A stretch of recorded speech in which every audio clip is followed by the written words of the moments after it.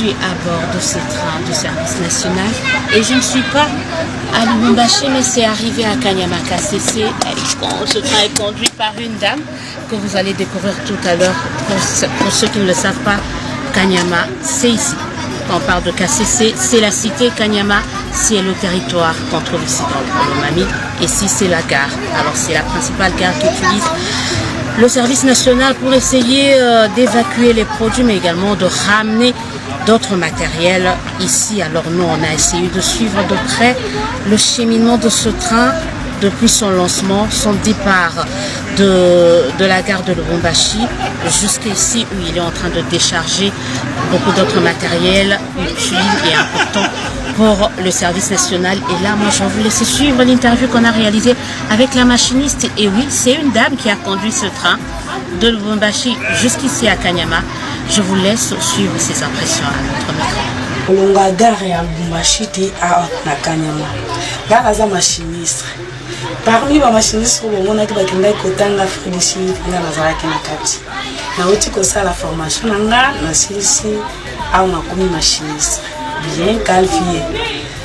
Les premières des choses, ce qui a continué à cabine, la salle de vérification et bien qu'on a gagné. Après, na commis. Oh, et la partie électrique.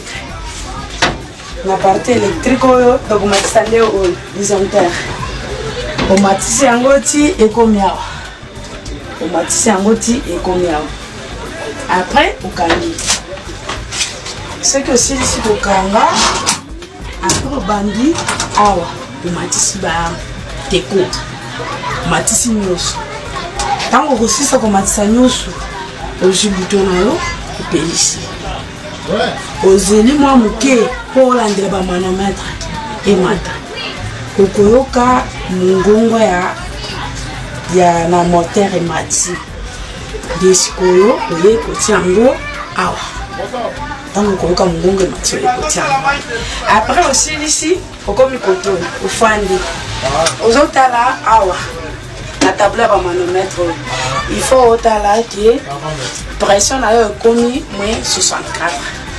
Tant pression ko komi moins 64 ici il faut klaxonner. Tant que vous klaxonner pour bateau parce que la distraction assez ba est très longue. Après la première nazi manette nanga le changement de direction. Ce qui n'a qui est bosso c'est après, la première vitesse, très bonne. La première vitesse, deuxième, troisième. Au tambour, il y a un Lubumbashi, si à Kanyama. C'est facile, surtout que yo zamoisi. C'est facile, ma casse. Et puis je suis fière.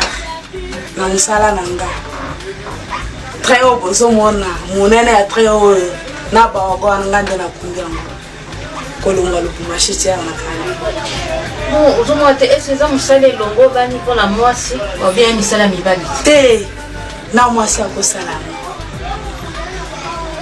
epekisami te na mwasi akokombatra ka olobani na basi oyo na bato bana basi o babanga ka kosala misala o bato balobaka te eza ya mibali ngana kosala te yo yebisa bango azoyebisa bana basi bazala na courage lokola ya ngai oyo parce que ngai oyo nakotaki na centre bato balobaki tokokufa bafamille na biso banda kolela mais lelo oyo nakomi fiere na mosala azoyebisa bango bazala na courage bakende kokota na mosala basala mosala eza malamu lelo oyo bakomi kofuta ngai nakomi kozwa mwa mbongo wana nazotindela ntina famille na ngai.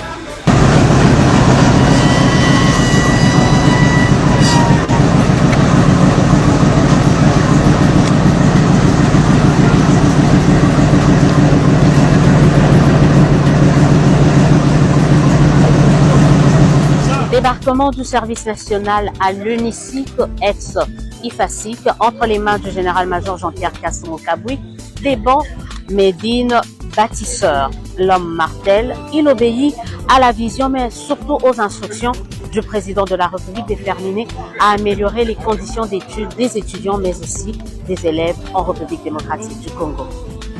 Visionnaire stratégique, très attentif à la formation de la jeunesse congolaise et surtout de l'environnement éducationnel. Le chef de l'État et commandant suprême voudrait voir les communicateurs être formés dans de très bonnes conditions. Le service national et moi-même sommes très honorés de procéder à la distribution gratuite de bancs à l'UNICIC. Cette remise ordonnée par le président de la République, commandant suprême, n'est qu'un geste dans sa politique de réflexion, action. Cette opération est saluée aussi bien par le responsable que les étudiants de cette institution, donc de l'IFASIC, actuellement UNICIC. Ils en remercient pour ce faire le service national. Voici le service national, n'est-ce pas, représentant le chef de l'État, pour que désormais, avec le temps, nous ne voulons plus parler de délinquants. Jadis délinquants, aujourd'hui, vous avez entendu ce monsieur qui est aujourd'hui gradé, qui a appris à confectionner les bancs, qui a appris à construire des maisons, qui a appris à écouter, qui a appris à enseigner, qui a appris à diriger.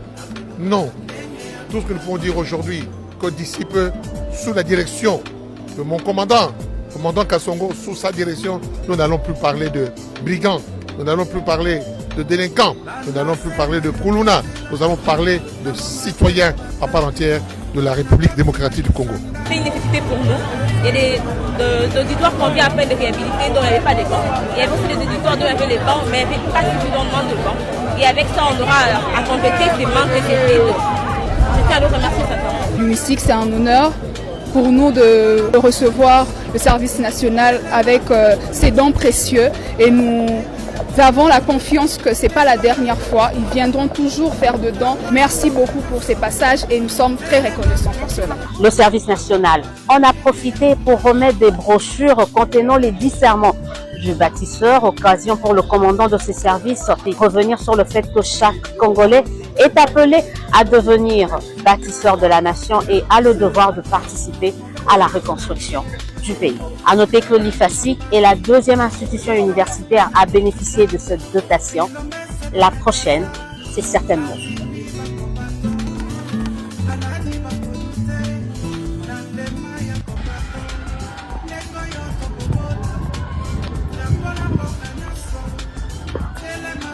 Ça, nous sommes en plein boulevard, devant la poste. Vous voyez un groupe de délinquants en train de se battre, des enfants. Ils ont coupé leur ami. Voilà, ils sont... Service national pour Kongora Makambu. Les bâtisseurs. Nous sommes malades, nous faisons à Sali. Bon niveau à Moudre, à Taboboya, bon niveau. Jeunesse na bisolo, bibo za yako torturer. Bakote na batu na banda bulelo, bakomi wa bâtisseur, bazo sala bisala malonga. Otala.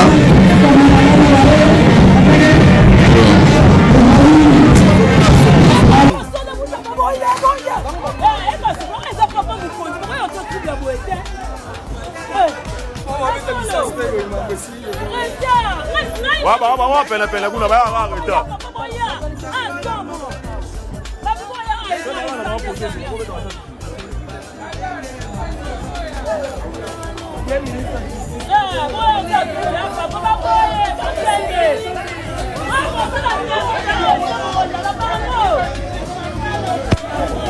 Costa Moutamba papa bakele makala direct. Costa Moutamba papa bakele direct. Mokonzabi mamele wa pesa dunia.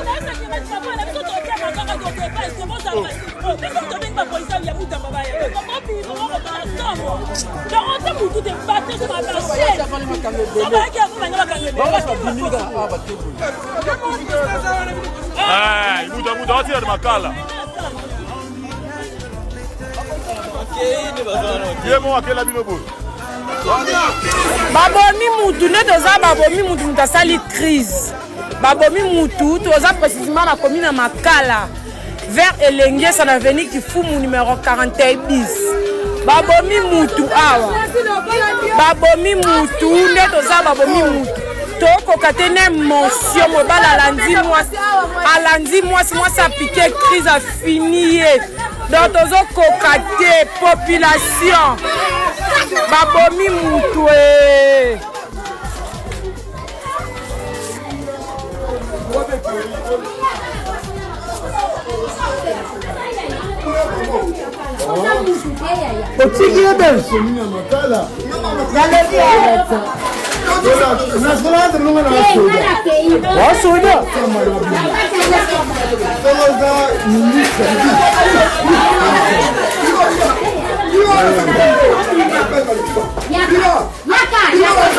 blenda kangae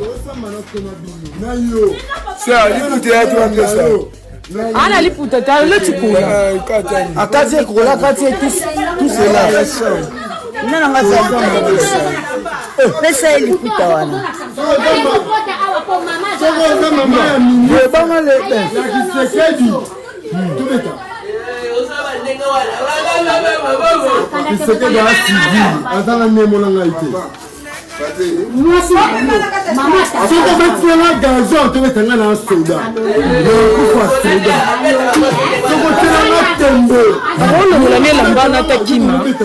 akamiende kola na pantalon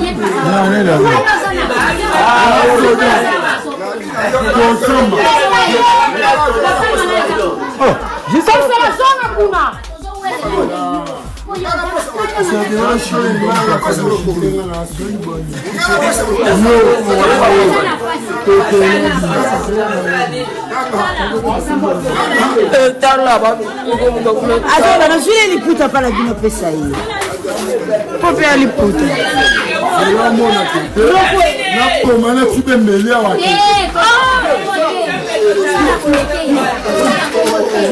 bolonga mbeli aluka mbeli aluka mbeli basoda maya aluka mbeli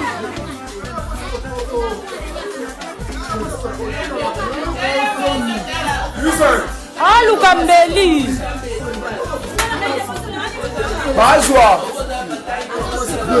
nani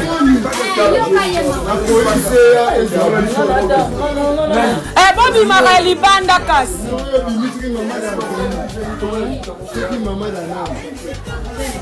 Bazwa mose Bazwa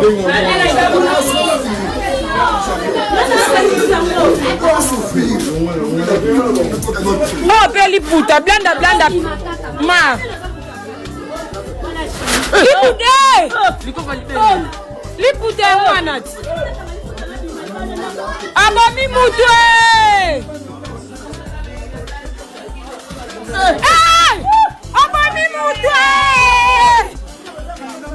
abomi mutu mutu akufa basana baza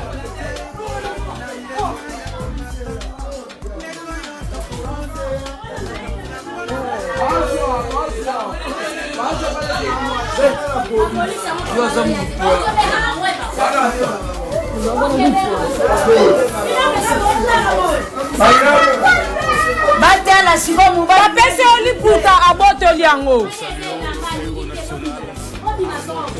angomome peti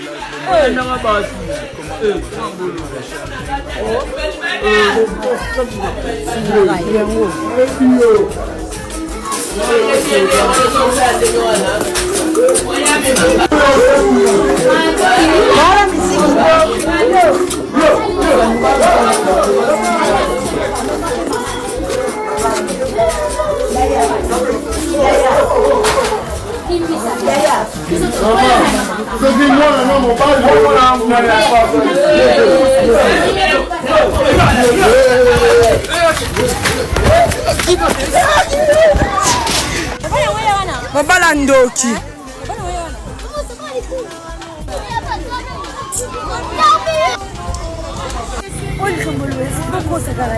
mobala ngo moyibi ndoki ye wana alatela mbana zana zume ndoki abomi mwasi na ye nyama ndoki ya mobala abomi mwasi te mambasala oloba paza policier un policier ko sa bongo civil a pas pamba nyama couper solo mobala mabe abomi mwasi na ye azokosa pe tala ye wana kuna zokeleza ya ba police ba yo kanga mo crimi neto za babomi mutu mobali mo aza mobali mabe a contrôlera moi si pamba likola zuwa abomi mo sakanyi moi si kiu babenga di mo sa meli kudi na kingo a fini mo biso beto ko kate ba Congo bika makala nde tozala toza précisément na commune makala toza précisément na commune makala population no sozomona o eye ko tala po babomi mutu toza précisément na commune makala vers Elengesa avenue Kifumu toza posa délégation ya général Ekita à la commune makala na otika numéro na ngai na bonne passante na ngai ya téléphone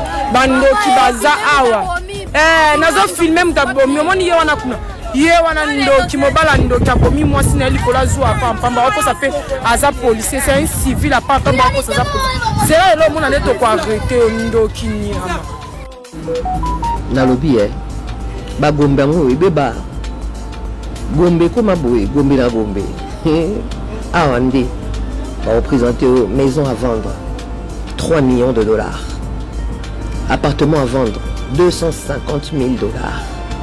Et puis cash, il y a ma solo te cash. Ndako a loué aura 5 000 dollars.